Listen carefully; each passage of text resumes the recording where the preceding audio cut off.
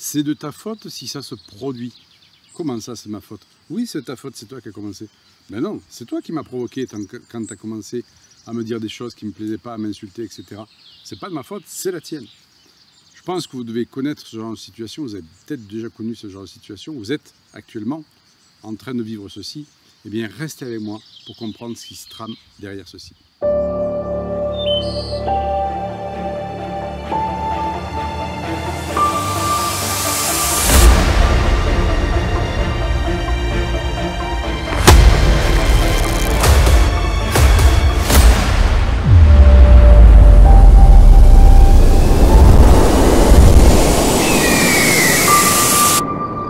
Bonjour les amis, je suis heureux de vous retrouver dans ce cadre champêtre.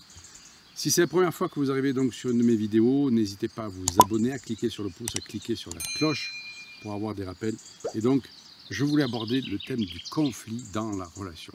Nous avons tous vécu des trahisons, des comportements difficiles à accepter de la part de l'autre, des injustices, peut-être des injures aussi, ou des incompréhensions quand on pensait que l'autre avait compris quelque chose et il avait compris autre chose et il nous dit que eh bien, c'est notre faute.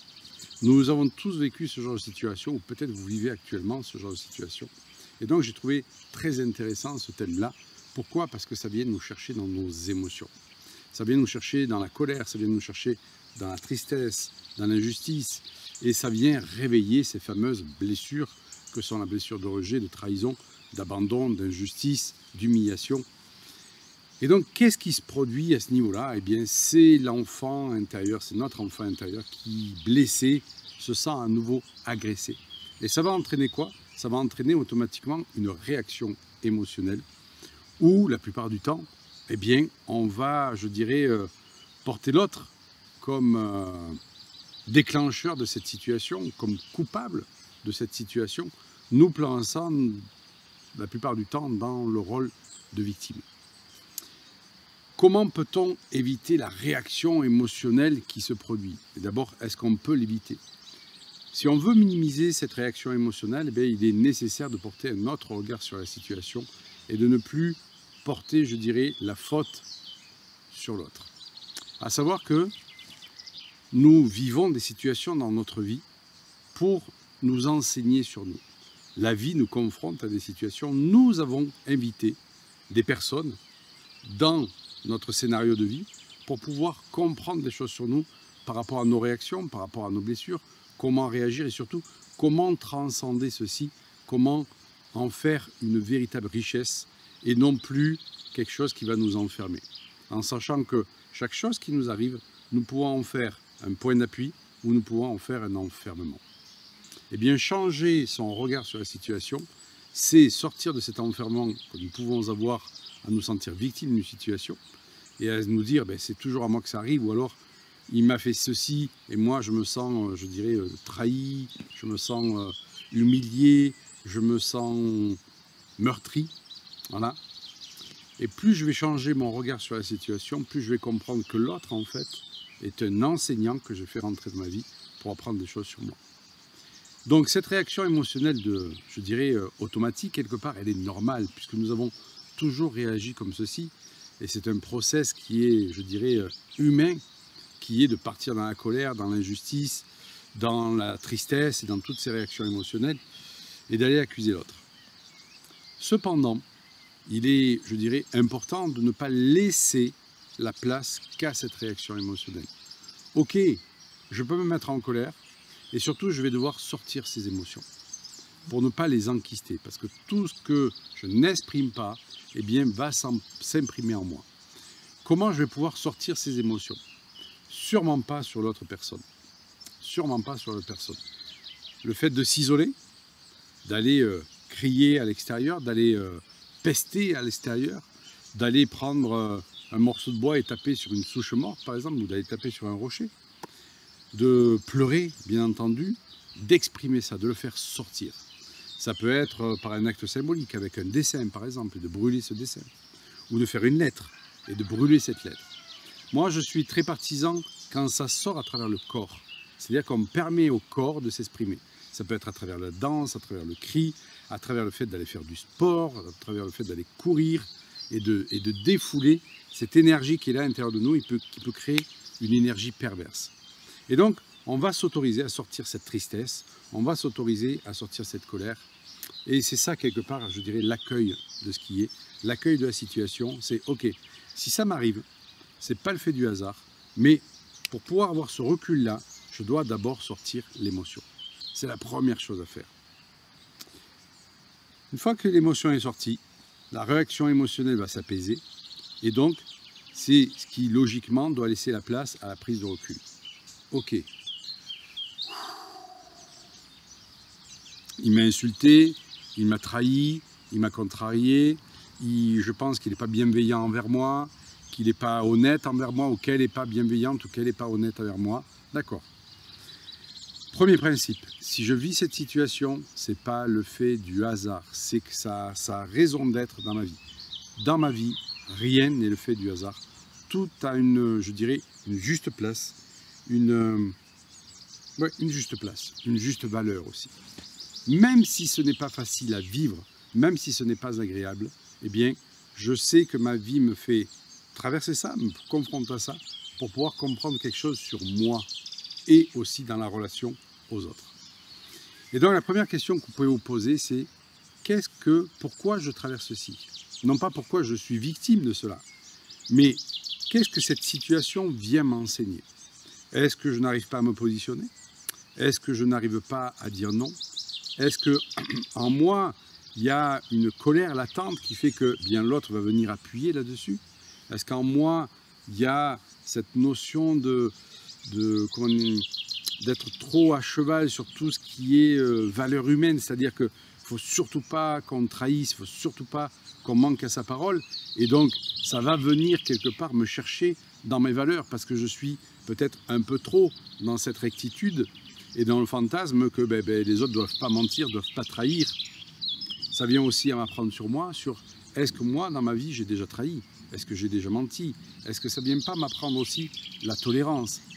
C'est toutes ces questions qu'il est nécessaire de se poser en partant du principe que rien dans la vie n'arrive par hasard et que j'ai invité cette personne dans ma réalité pour pouvoir apprendre sur moi. Donc la question essentielle, c'est qu'est-ce que vient m'apprendre cette personne? Alors ça ne va pas être forcément facile d'avoir la réponse comme ça d'emblée. Et donc moi je vous conseille de noter cette question après avoir sorti cette réaction émotionnelle et laisser le temps passer pour pouvoir effectivement comprendre ce que ça vous apportait. Il va venir ensuite la troisième étape. La troisième étape, ça va être peut-être d'aller voir la personne, peut-être, ou de lui écrire, ou de l'appeler, ou de lui envoyer un SMS, qu'importe. De dire, ok, il s'est passé ça entre nous, eh bien, ça m'a fait réagir parce que c'est venu chercher en moi telle émotion par rapport à ce que je pense d'une relation amicale, d'une relation amoureuse, parce que moi, je ne supporte pas la trahison, je ne supporte pas qu'on me mente, et tu m'as menti, pour moi, c'est intolérable. Et c'est comme si l'autre en face devait être parfait, en fait, et devait surtout pas faire ce qu'on appelle un faux pas. Est-ce que moi, dans ma vie, je n'ai jamais fait de faux pas? Est-ce que je n'ai jamais trahi? Est-ce que je n'ai jamais menti? Est-ce que je peux vraiment dire ça, en fait? Et de dire, ok, c'est venu chercher ça en moi, ça m'a fait mal, bien entendu.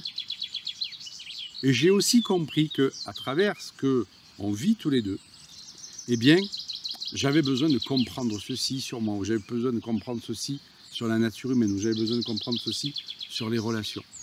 Et donc, en fait, c'était pour vous présenter cette vidéo, c'était vraiment pour vous dire, ok, si vous avez une réaction de colère, de tristesse, d'injustice, ne vous culpabilisez pas pour ça. Par contre, eh bien, essayez, tant que faire se peut, au maximum, de gérer ça en dehors de la relation. Ce sont vos émotions. L'autre n'est pas responsable des émotions que vous ressentez. Vous êtes responsable de vos émotions. Donc c'est à vous de les libérer d'une certaine manière, je dirais, où l'autre n'est pas impliqué. Puisque, quelque part, il faut considérer l'autre juste comme je l'ai dit, un comédien qu'on a invité dans son scénario de vie et qui va venir appuyer sur le bouton rouge, là, celui qui fait un peu mal, pour nous dire « Oh, oh, il y a quelque chose en toi qui est là, qui n'est pas guéri ou qui demande à être pacifié. Et tu vois, je viens de te rendre service et je viens appuyer là-dessus, en fait. » Et comme je dis, c'est un acteur, donc on ne va pas lui imputer la faute. On ne va pas non plus imputer la faute sur soi, bien entendu.